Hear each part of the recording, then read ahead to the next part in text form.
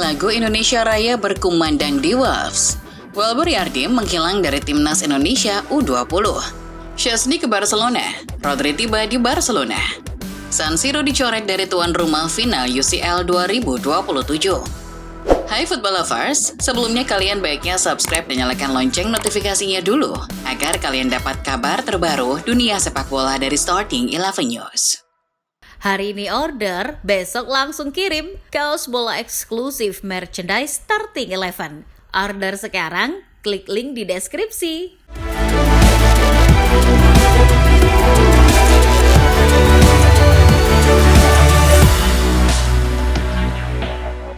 Dari hasil La Liga Jornada ke-7, Real Madrid sukses meraih 3 poin setelah berhasil mengandaskan tamunya Deportivo Alaves 3-2 di Santiago Bernabeu. Gol dari Al Real dicetak masing-masing oleh Lucas Vazquez di menit 1, Mbappe di menit 40, dan Rodrigo di menit 48.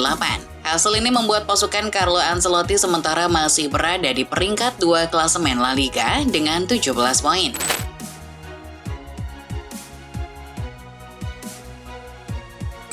Beralih ke hasil dari Serie A Jornada kelima. Como sukses raih kemenangan pertama mereka musim ini setelah mengalahkan tuan rumah Atlanta dengan skor 3-2.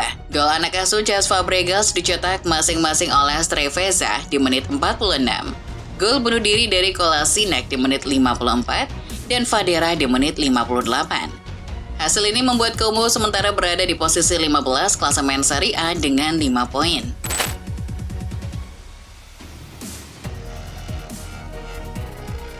Pindah ke hasil dari Carabao Cup babak ketiga, Manchester City berhasil lolos ke babak berikutnya setelah mengalahkan tamunya Watford 2-1 di Etihad. Masing-masing gol The Citizen dicetak oleh Jeremy Doku di menit ke-5 dan Matheus Nunes di menit 38.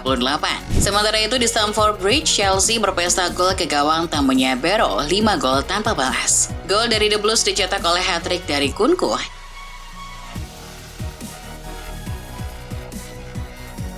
dan masing-masing gol dari Neto dan gol bunuh diri dari pemain Barrow Farman.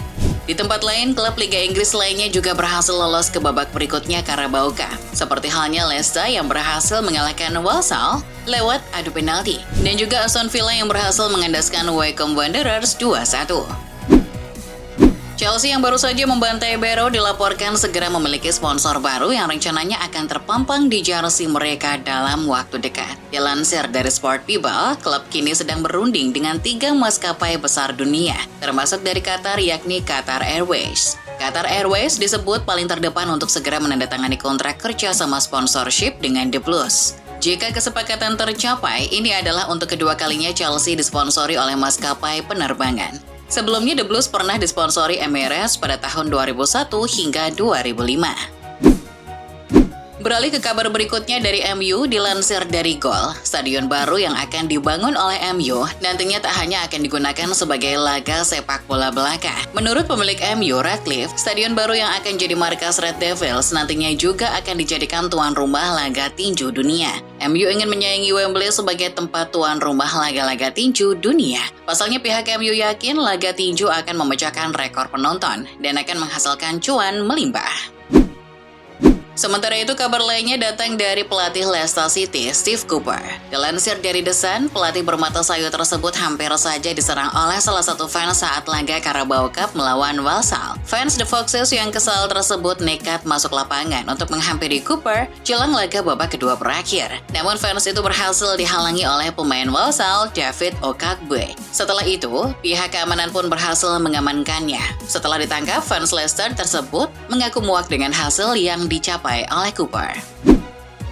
Kabar selanjutnya datang dari pemain City yang baru saja cedera, Rodri. Dilansir dari The Sun, Rodri dilaporkan telah tiba di Barcelona untuk menjalani tes medis guna mengetahui seberapa parah cederanya. Ia terlihat tiba di bandara Barcelona dengan berjalan tertati-tati. Menurut laporan, Rodri yang ditemani dokter City yakni Dr. Ed Mori akan bertemu dengan Dr. Ramon Cugat yang notabene adalah dokter spesialis ortopedi di daerah Catalunya yang telah dipercaya lama oleh pihak City untuk menangani operasi cedera para pemainnya. Kalau Rodri datang ke Barcelona untuk berobat, lain halnya dengan kiper Polandia, Wojciech Szczęsny. Dilansir dari Gol, mantan kiper Juventus tersebut dilaporkan sedang ditawari untuk gabung Barca. Sang pemain pun mempertimbangkan untuk menerima tawaran tersebut setelah memutuskan pensiun beberapa waktu lalu. Kondisinya sekarang, Barca dapat mendatangkan pengganti Ter Stegen dalam waktu dekat. Namun, hanya dapat merekrut pemain yang berstatus bebas transfer. Hansi Flick juga telah berbicara tentang kemungkinan mendatangkan kiper baru dalam waktu dekat. Bergeser ke kabar berikutnya dari Real Madrid. Dilansir dari Gol, Vinicius Junior mengaku sudah diberitahu bahwa ia akan menerima penghargaan Ballon d'Or tahun ini yang akan digelar tanggal 28 Oktober mendatang di Paris. Menurut laporan yang berhembus, ia mengalahkan Rodri dan Bellingham sebagai saingan terdekatnya. Bahkan saking yakinnya, sponsor pribadinya yakni Nike sudah ancang-ancang untuk memberikan penghormatan khusus untuknya berupa pajangan emas, yang serupa dengan apa yang diberikan kepada CR7 saat meraih Ballon d'Or. Masih soal Barcelona dan Real Madrid, dilansir dari Mundo Deportivo, pertemuan pertama laga bertajuk El Clasico musim ini telah dikonfirmasi oleh pihak La Liga. Laga El Clasico di La Liga musim ini akan resmi dihelat di Santiago Bernabeu pada hari Sabtu 26 Oktober 2024 pukul 9 malam waktu Spanyol. Mengenai jam, laga El Clasico kali ini tidak ramah pada jam tayang di Asia. Dengan dimainkan di jam 9 waktu Spanyol, di Asia pasti akan ditayangkan pada dini hari bahkan menjelang pagi. Berbeda dengan laga El Clasico tahun lalu yang kerap dimainkan di sore bahkan di siang hari waktu Spanyol. Kabar berikutnya dari pemain Real Madrid, Kylian Mbappe. Dilansir dari Forbes, Mbappe dilaporkan mengalami cedera pasca laga melawan Deportivo Alaves di La Liga. Mbappe minta diganti di menit 80 oleh Ancelotti karena menghindari masalah cedera yang lebih parah. Mbappe terlihat mengalami ketidaknyamanan pada paha kirinya. Kini tim medis El Real sedang memeriksa kondisinya. Ancelotti berharap cederanya tak terlalu parah dan diharapkan bisa siap untuk derby Madrid pekan depan. Kabar selanjutnya datang dari putra Zinedine Zidane, Enzo Zidane. Dilansir dari Gol, Enzo Zidane telah menyatakan resmi pensiun dari sepak bola di usia yang 29 tahun. Selama karirnya, Enzo Zidane pernah bermain untuk klub-klub seperti Almeria, Rodez AF, hingga klub terakhirnya, yakni klub divisi 3 Spanyol, Fuenlabrada. Keputusannya pensiun telah didukung sepenuhnya oleh pihak keluarga. Ia sekarang mengaku akan fokus pada dunia bisnis. Dari kabar UCL, dilansir dari BBC, Komite Eksekutif UEFA telah resmi mencoret Stadion San Siro sebagai venue laga final UCL tahun 2027 mendatang. Dicoretnya San Siro disebabkan karena pihak Kota Milan tak bisa memastikan apakah San Siro bisa dipakai tepat waktu pada tahun 2027. Pasalnya San Siro rencananya akan direnovasi pada tahun 2027. Dengan dicoretnya San Siro, UEFA kini membuka kembali penawaran venue lain yang bersedia jadi tuan rumah laga final UCL 2027. Rencananya UEFA akan mengumumkan venue final UCL 2027 pada bulan Mei 2025. Beralih ke kabar berikutnya yang datang dari pemain Como, Raphael Varane. Dilansir dari Daily Mail, secara mengejutkan bek Prancis tersebut mengatakan akan mempertimbangkan pensiun di usia 31 tahun. Hal ini disampaikan Varane karena kondisinya sekarang tidak memungkinkan untuk kembali bermain. Varane mengalami cedera bahunya yang parah sehingga belum bisa debut di Serie A bersama klub barunya Como. Varane dilaporkan akan segera mengumumkan secara resmi pensiunnya ke publik dalam waktu dekat. Berikutnya, ada kabar dari pemain timnas Indonesia, Justin Hubner. Hubner baru saja mengunggah aksinya menyanyikan lagu Indonesia Raya di markas klubnya Wolverhampton Wanderers. Hubner mengunggah aksinya itu di akun TikTok miliknya @JustinHubner5. Di video tersebut, Hubner tampak mengenakan seragam latihan dan berada di tempat gym Wolves. Dia berdiri sambil memegang handphone di tangan kirinya yang memutar musik pengiring lagu Indonesia Raya. Unggahan video Hubner tersebut sontak mendapat banyak respon positif, terutama dari fans sepak bola Indonesia. Fans tanah air merasa bangga dengan apa yang dilakukan Hubner.